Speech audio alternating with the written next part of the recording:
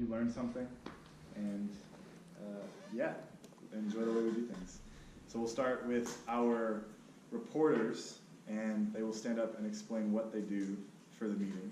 So Noor is our grammarian. Would you like to explain what the grammarian does, Noor? Hey guys, I'm the grammarian. So while you guys are out there presenting, I'm just going to be watching for your grammar and give you a full report at the end. And yeah, that's all I do.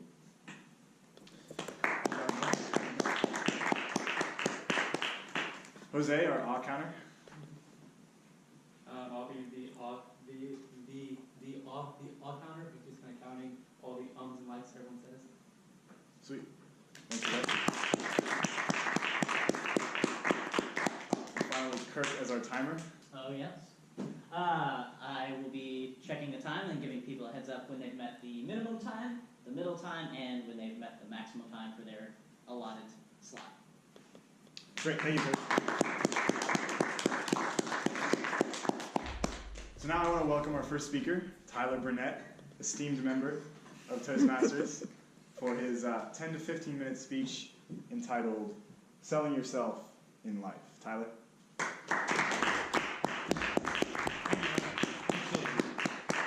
For those of you taking notes, these are not notes for my speech. They will come to play later. So today, I am talking about cold calls. Yes, that's it. Sales, sales, sales. In cold calls, you are calling usually a business. It's usually a business-to-business interaction, and you're usually selling an expensive item or perhaps something of high risk to buy.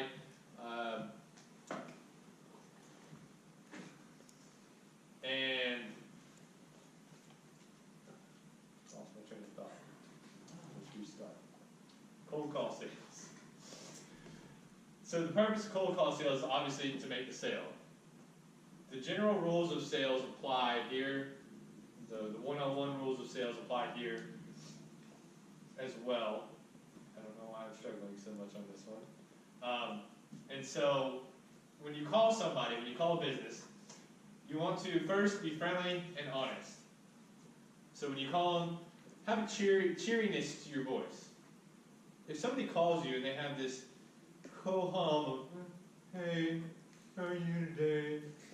They're probably not going to buy your product. You need to get to the point. Time is money, and time is important. And if you're wasting somebody's time, you're wasting their money. And so time is important, so you need to get to the point. You need to go ahead and say what you're selling, what it is, and how you think it benefits their life. Don't treat the customer like an idiot. Contrary to popular belief, not everybody's an idiot. And people can pick up on that. And if they pick up on it, they are also more than likely not going to buy your product. And fortunately for a cold call, you can use your notes. You can have every statistic, everything you could ever imagine. You can have it right on the palm of your hand, on a sheet of paper, like this one, just reading down. If they have a question, oh, well, there's a statistic by the National Institute of Health that says that that's okay to have. Whereas if you're selling one-on-one, it's a lot harder to do that because you can't have all that information necessarily in your head all the time. So that is an advantage of the cold call. Now, 5, bring in close in a natural manner. If you've ever had a conversation with somebody and you go up to them and say, hey, how are you? Hi, I'm good. How are you? I'm great, thanks. How was the weather today? The weather has been awesome. And then you just walk away without any kind of close or any close of communication, I should say. It's important to do it in a natural manner. So when you close the sale, don't do it abruptly and don't talk forever about your product and then the customer becomes disinterested.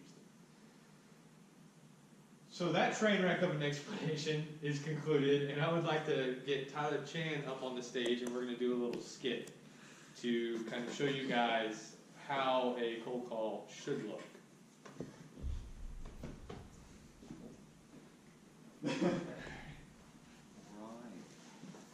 And I am the salesman, whereas Tyler Chan is the prospective buyer. So, ring, ring, ring. It's my fancy new iPhone, guys. Hello? Hi, Tyler Chan. Is this Tyler Chan? Who's this? This is Tyler Burnette of Bulldog Fitness. We received, you did a survey at the clinic there on campus, and they sent us some information saying you might be interested in a trainer for your rehabilitation. Would that be something you might be interested in? Yes. Apparently Google searches have found me. Yes, Google does do that sometimes. So do you have any fitness goals yourself, or are you just trying to get rehab from your injury? I'm just trying to get rehab from injury because I want to be able to just sit through the day and not have any knee pain while on the computer or just simply walking around the office.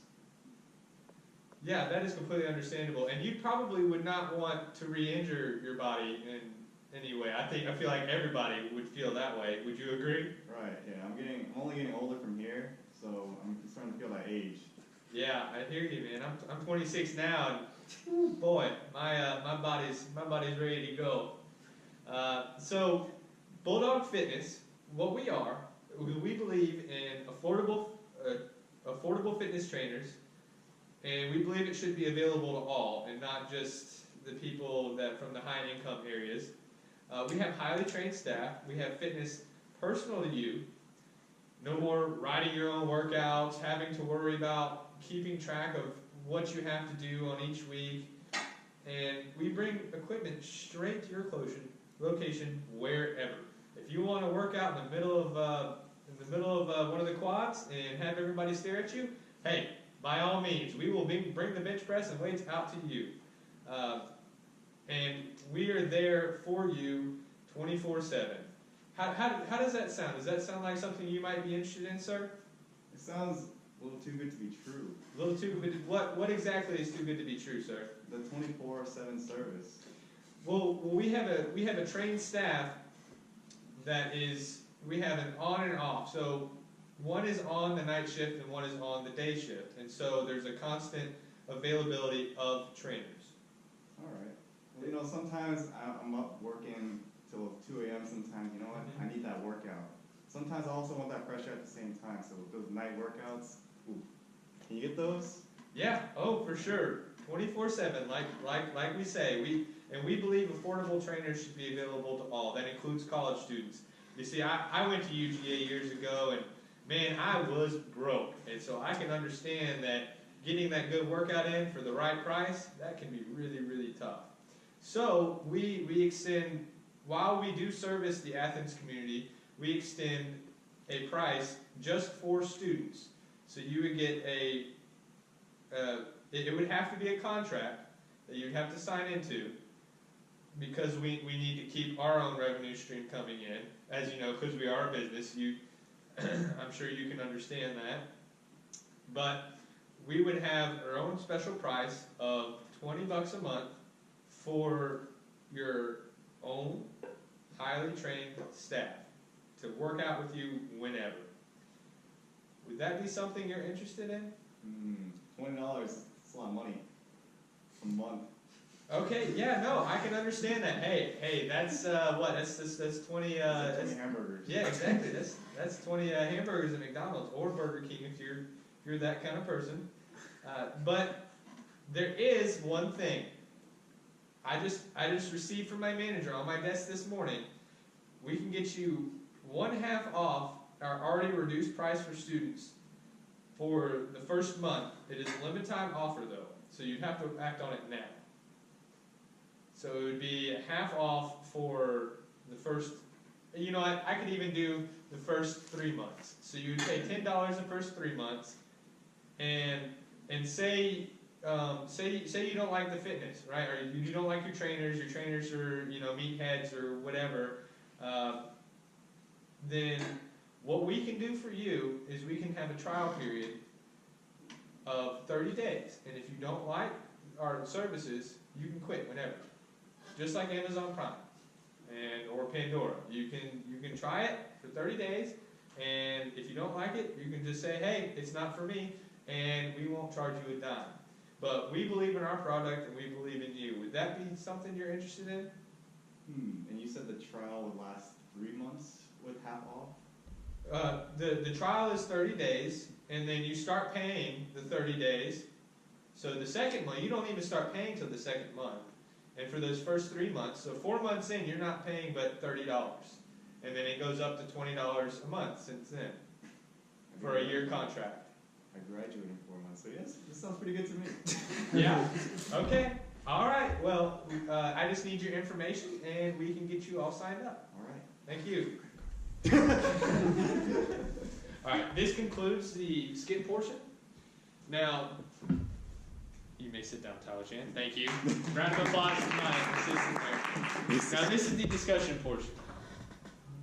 I know I was a little bit hectic on explaining it. My mind has been going all sorts of which ways.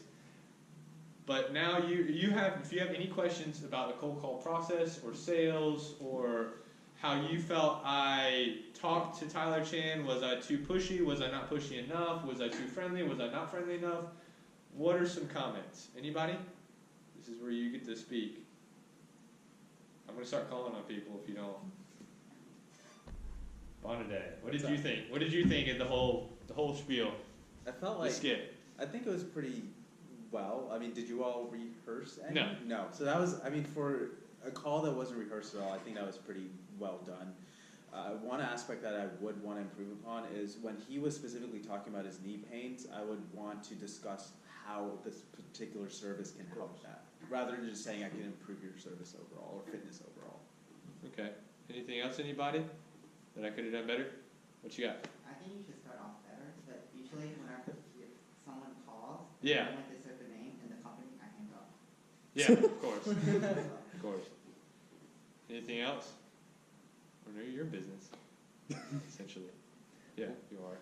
It's counting. Well, when he didn't seem interested about your initial offer, you immediately pulled out up to 2 different offers that made it a lot better, and it just seemed very rehearsed that you had these offers waiting just on the back burners. So I guess my question is this a common tactic to have other offers ready and waiting? And if it is, how can you present these offers in a way that doesn't seem like you're trying to bait them into like a contract? Or Yeah, well, like I said, if were you here for my last speech?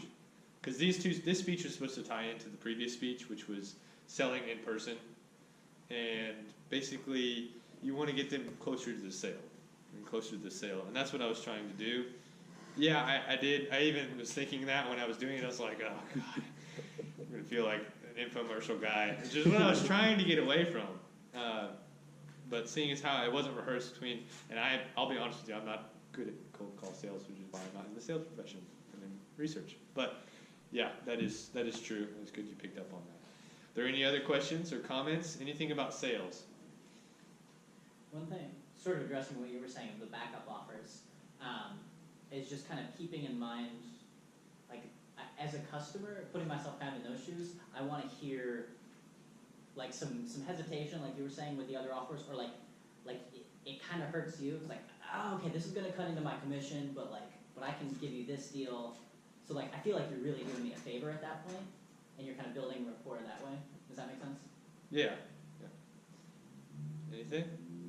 Also, when you said, like, you gave him the other offers, you said, like, if you order now, whenever, like, I'm put under pressure by, like, someone selling me something, I'm like, no, I'll find out. Yeah. I regretted that as soon as I said that. Yeah. Yeah. Because, like, if you called back, like, I guess a day later with, like, the other offer, like, okay, I could do this now, but, because I had, like, some time to think about it, but if you said order now, that was like, Yeah, the only thing, I gotta finish up. The only thing on that would be, in cold call sales, you need to go ahead and close the sales. With something what I'm trying to do, not necessarily like selling copying machines, because that's something that takes time and rapport with the business. But what I'm trying to do is sell fitness memberships, and higher end fitness memberships, not just come to my gym. So you kind of want to solidify some sort of commitment from the buyer. But yeah, that's good. All right, that concludes my spiel today, and I will hand it back over to Toastmaster. Thank you. Thank you, Tyler. I loved your demonstration. Very creative, nice change of pace, and from an experienced speaker. So I think we all learned about cold calls, and that was awesome. If you guys would please take the first speaker feedback slip, rip it off, write your feedback for Tyler. You would really appreciate it. Fold it up and put it in a little black bucket, and then he'll get those at the end. So in the meantime, I'll give you a few seconds to write that down. Last night was the Super Bowl. The Patriots won. So our theme of the meeting today is Super Bowl. Fittingly enough, our word of the day, chosen by Anor, is apex, because the Patriots were at the apex of the football world last night. Yes. So if anybody for the rest of the meeting says the word apex, everybody will snap their fingers. It's a celebration. I'll write it up here as a reminder.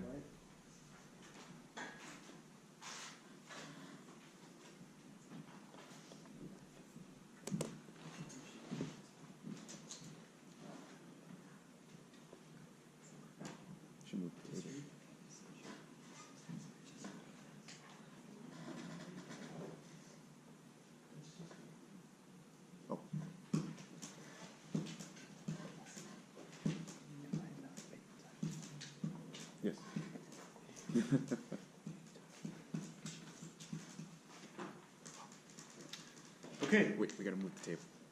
We'll move the table. Tyler, you're welcome Tyler up to move the table. Yes.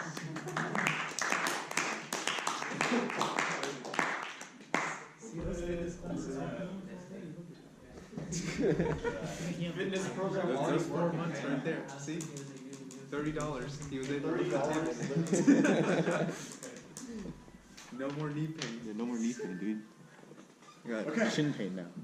If you'll join me in welcoming Jian as our second speaker to present 214.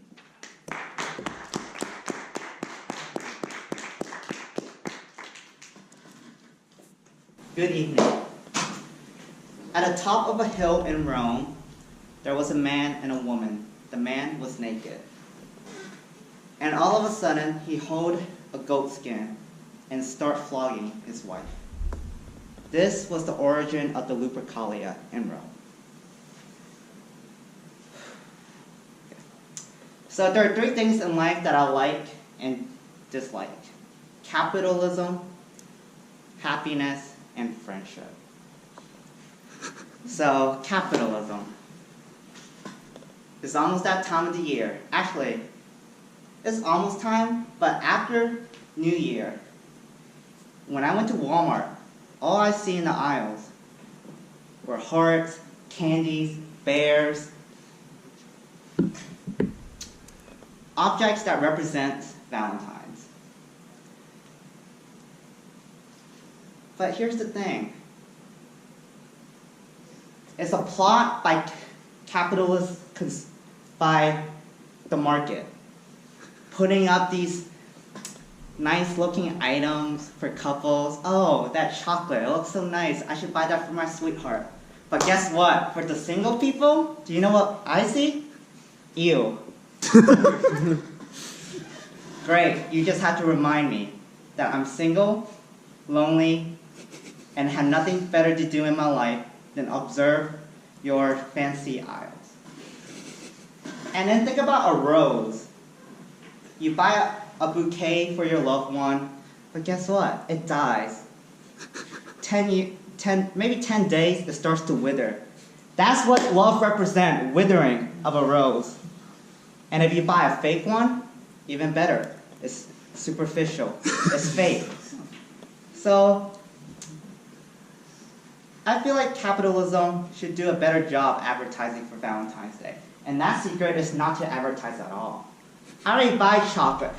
In fact, it makes me want to buy chocolate more when I don't see the hearts. But now that I see you put up the chocolate, the hearts, I just tip over that aisle and watch everything fall.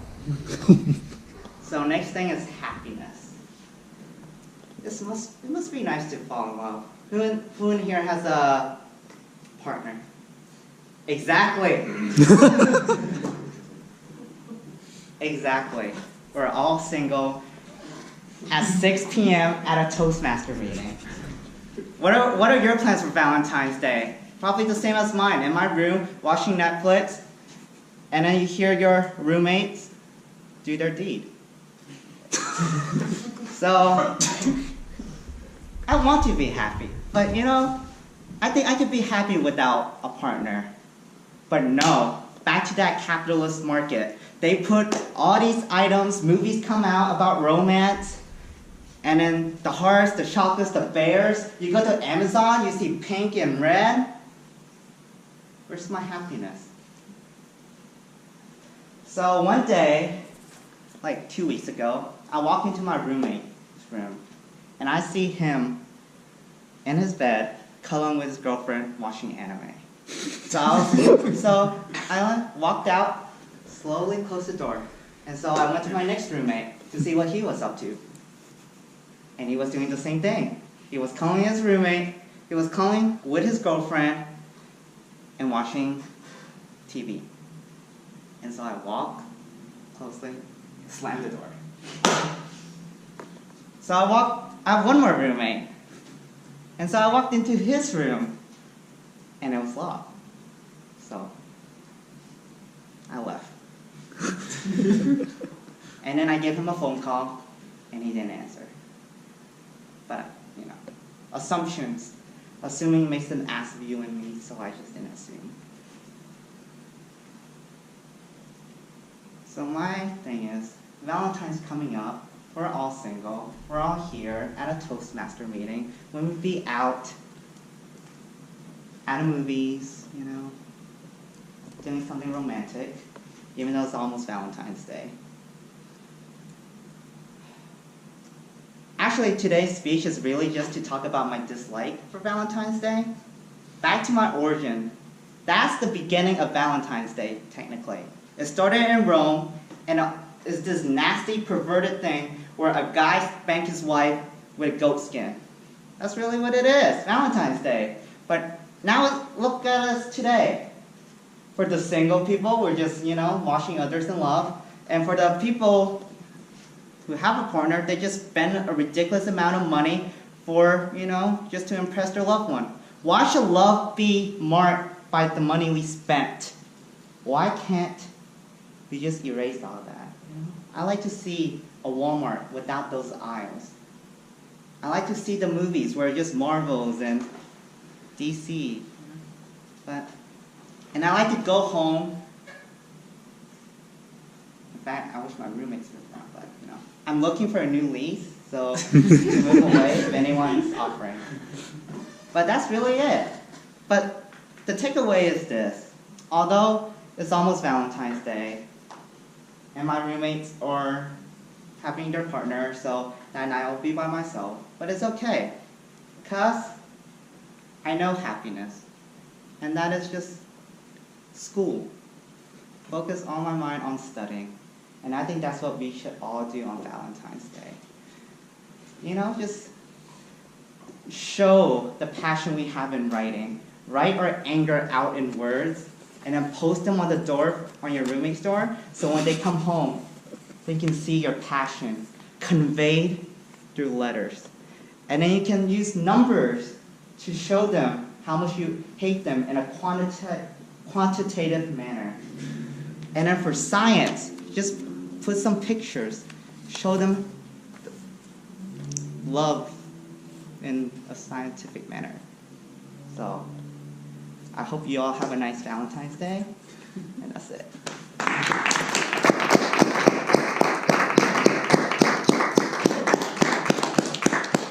Thank you, Jian. That was I loved your hook, loved your start. Interesting speech. And the hate for Valentine's Day. Got it. So if you guys can fill out the second speaker feedback slips for UGM and place them in the box he would be appreciative of that. In the meantime, I'd like to share some Super Bowl facts. Last night, the New England Patriots beat the Los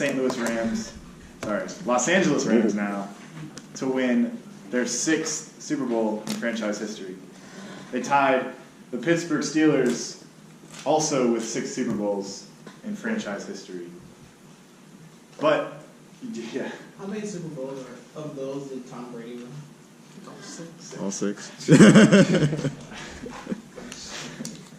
But the franchise that lost the most Super Bowls is also the New England Patriots at 5. They're tied with the Denver Broncos, also at 5. Interesting stuff.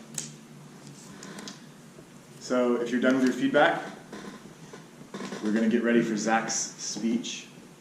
Perception might be reality, but only you can determine how much control that has over your life. In Zack's speech, he'll give us an illustration of when this statement was proven to be true. So if you'll welcome Zack to the stage.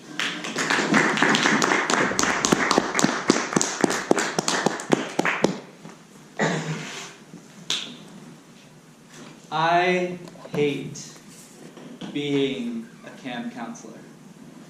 It is the worst job in the world.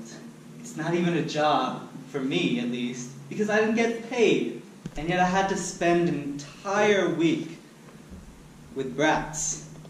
I understand their parents, their mom, their dad think they're the most precious little angel, and I understand that by themselves, they are that.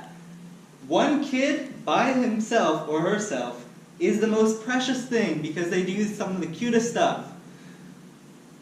You add one more kid, and a little bit more chaotic. One more, and it suddenly becomes a room of 16 kids all talking about obscure Marvel characters that you don't even know. And it's going until 3 a.m. and you would have to wake up at 6 to prepare for the next day. But I signed up to be a camp counselor, regretting all the time. And I got assigned with the worst station.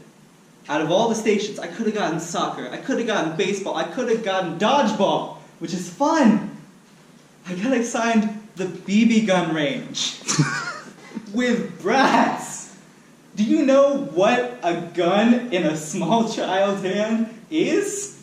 A toy. And it's not fun for me, because if someone gets injured, guess whose head that falls on? Mine. My big head. And I hate it so much. I can tell you that I hate my cabin the most, because I got paired up with the 7 to the 11-year-old boys. 7 to 11-year-old boys are the most demonic people that exist on this planet. And especially when their parents are miles away, and they don't have to be accountable to anyone but themselves and have fun by themselves. They're also bullies, because they don't know how to control their mouths, their thoughts, or their actions. And I realized that when I wasn't there, I found them gathering into groups. I found them bullying other people. I found them teasing other kids. And I found them bullying one girl in particular. She was a fairly, really short girl that didn't seem like she could pick up or lift the watch on her wrist, not to mention anything else. She was just a maybe 4.5 foot girl. Can still remember her. She had blonde hair, blue eyes, right around here. And the boys could not help but tease her, day in and day out. And it got really bad when she came to my station, because they saw a little girl holding a gun that's almost twice her size, basically, and try to aim it when she couldn't really hold it still in the first place. And they were teasing her and teasing her and teasing her. And then she got up, she shot the gun, the BB gun, 3 times. She couldn't hit the target, let alone the bullseye. And the boys, of course, were jumping in there, shooting randomly. Some land on the paper, some don't. But at least they were shooting at the paper. And this girl was literally crying at my station because she was constantly being bullied by these kids. And after she shot her 3 shots, she looked at me and said, "I want to get better at this."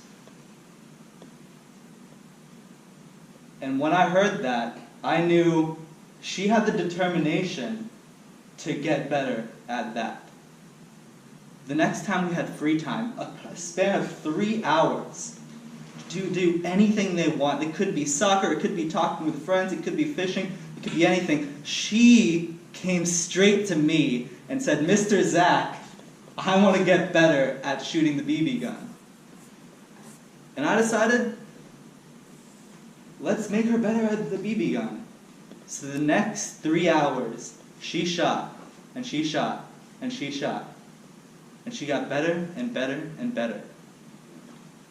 Eventually, it's time for the competition at the end of the week. And she came to the BB gun station. She followed all my instructions. She put the stock against her shoulder. She held the gun up. She aimed down.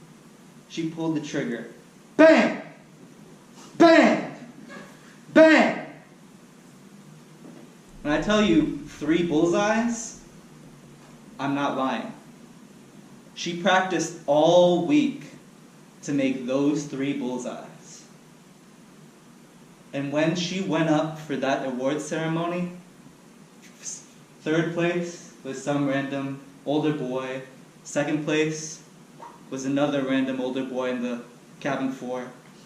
And then 1st place, I got the privilege of saying, "Now, with a perfect score of 30, and then welcoming up this girl who's smiling ear to ear, proud of her accomplishments, in spite of all the boys that were bullying her, that was the apex of my week." I've had experiences like this as well in my life. If you look at my head, you can actually see right here. People sometimes think that's a decal that I get at the barber's. That's a scar that runs from here to here when I had a brain injury. People hear that and think I can't do many things because of this injury. I live in spite of that. I strive in spite of that. And I'm encouraging you, perception is not reality, and live in spite of that. Thank you.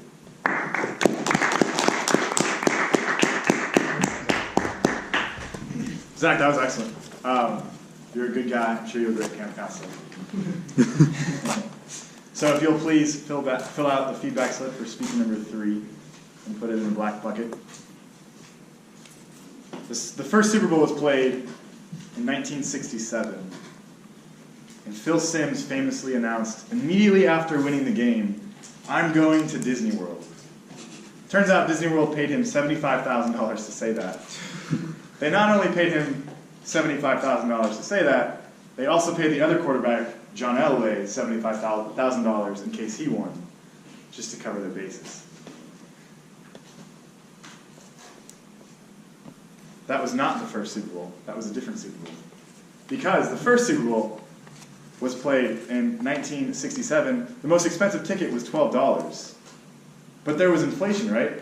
With inflation, the ticket was only $89. And the stadium wasn't sold out. So it shows you how far we've come in terms of ticket prices.